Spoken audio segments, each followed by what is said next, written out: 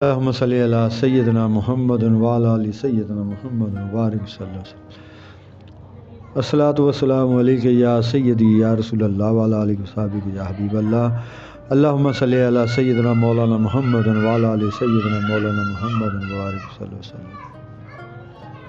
آج کا جو بیان ہے وہ اس بارے میں ہے کہ انصار نے حضور صلی اللہ علیہ وسلم سے جب عرض کی کہ یا رسول اللہ ہم کس چیز پر حضور سے بیعت کریں، تو آپ صلی اللہ علیہ وسلم نے فرمایا میری بات سنو گے، نمبر 1 میری بات سنو گے اور اس کو بجا لاؤ گے، خوش دلی کی حالت میں بھی اور درماندگی کی اور افسردگی کی حالت میں بھی۔ تم اللہ کی راہ میں خرچ کرو گے، تنگ دستی کی حالت میں بھی اور فارغ الوالی کی حالت میں بھی۔ تم نیکی کا حکم کرو گے اور برے کاموں سے روکو گے۔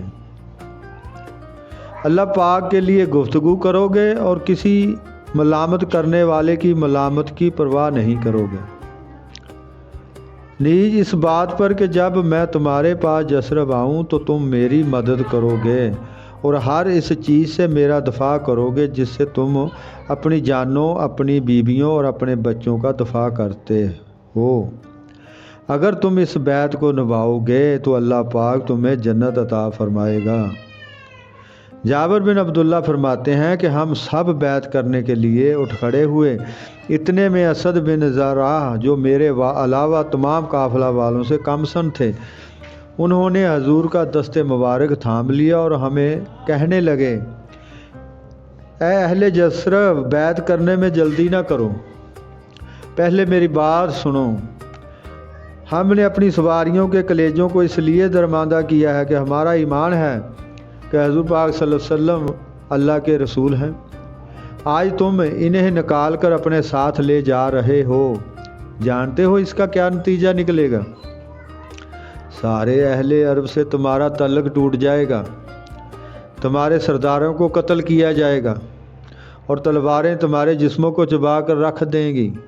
اگر تلواروں کے چبانے پر، اگر اپنے سرداروں کے مقتول ہونے پر اور سارے اہل عرب کے بائیکاٹ کر دینے پر تم صبر کرنے کی ہمت رکھتے ہو تو بے شک ان کو اپنے ساتھ لے جاؤ، اس کی جزائے خیر اللہ تعالیٰ تمہیں ضرور دے گا، اور اگر تمہیں اپنی جانوں کی ہلاکت کا خوف ہے تو پھر انہیں یہیں رہنے دو۔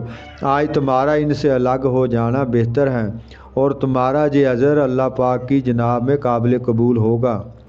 ان کے دوسرے ساتھیوں کو اس بے ضرورت نصیحت سے بڑی کوفت ہوئی، انہوں نے جھنجھلا کر کہا اسد اس باز کو رہنے دو، ہم یہ بیعت ضرور کریں گے اور جو معاہدہ ہم کر رہے ہیں اس کو کسی قیمت پر بھی نہیں توڑیں گے۔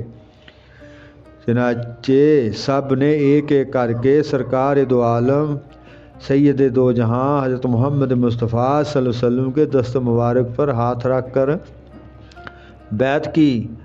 حضرت جابر نے اس بیعت کا منظر بائیں الفاظ میں بیان کیا، حضور ہم سے اپنی شرائط کے مطابق بیعت لیتے جاتے تھے اور ہمیں جنت عطا فرماتے جاتے تھے۔ ابن اسحاق کی روایت ہے کہ اس رات بیعت کرنے والوں کی تعداد 73 تھی اور ان 73 مردوں کے علاوہ 2 خواتین بھی تھیں جنہیں یہ شرف نصیب ہوا۔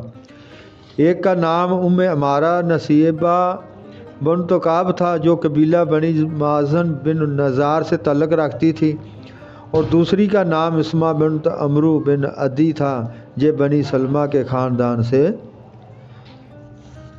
تھی۔ ابن اسحاق نے ان تمام خوش نصیب لوگوں کے نام تحریر کیے ہیں جنہوں نے اس تاریخی بیعت میں شرکت کی۔ علامہ ابن کثیر نے بھی ان سعادت مندوں کے نام ذکر کیے ہیں۔ نیز لکھا ہے کہ ان میں 11 آدمی قبیلہ اوس اور 62 آدمی قبیلہ خزرج سے تھے۔